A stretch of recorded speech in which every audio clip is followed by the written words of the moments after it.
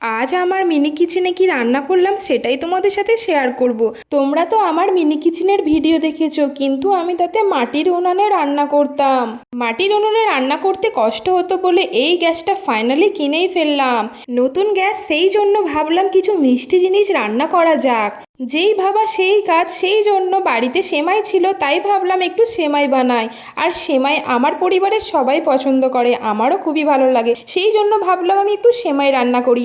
এই তো সেমাইটা আমি একটু ভেজে নিলাম, তারপরে কাজু কিশমিশটাকেও ভালো করে ভেজে নিলাম। কাজু কিশমিশটা ভাজা হয়ে গেছে, এবার আমি তুলে নেব।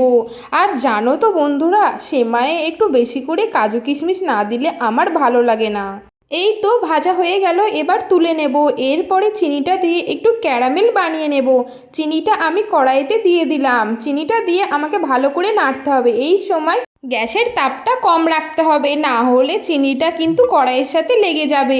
চিনির ক্যারামেল তো হয়ে গেছে, এবার আমি কড়াইতে দুধটা দিয়ে দিলাম। দুধটা দিয়ে কিন্তু সঙ্গে সঙ্গে নাড়তে হবে। দুধটা ফুটে উঠলে সেমাইটা দিয়ে দিতে হবে। এই তো সেমাইটা এবার দিয়ে দেব। আগে থেকে কাজু কিশমিশ ভাজাটা দিয়ে দেব এখানে, তারপরে কিন্তু আমার সেমাইটা রেডি হয়ে যাবে। আমার এই ছোট্ট মিনি কিচেনটা তোমাদের কেমন লাগছে? ভালো লাগলে কমেন্টে জানাতে পারো। আর কে কোথা থেকে ভিডিওটা দেখছে সেটা কিন্তু কমেন্টে বলে যেও। আমি কিন্তু এখানে একটা ভুল করে ফেলেছিলাম, আমি কিন্তু এলাচটা এখানে দিইনি, সেই জন্য শেষে এলাচ আর কিছু দারুচিনি দিয়ে দিলাম। তারপরে আর একটু ভালো করে ফুটিয়ে নিলাম। আমার কিন্তু এখানে রান্না প্রায় শেষের পথে, এবার আমি এখানে নামিয়ে নিলাম। নামানোর পরে দেখতে পাচ্ছ সেমাইটা কত সুন্দর দেখতে হয়েছে।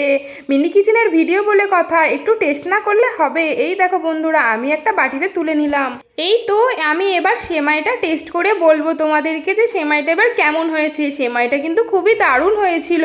বাড়িতে সেমাইয়ের থেকে কিন্তু মিনি কিচেনের সেমাইটা বেশি ভালো হয়েছিল।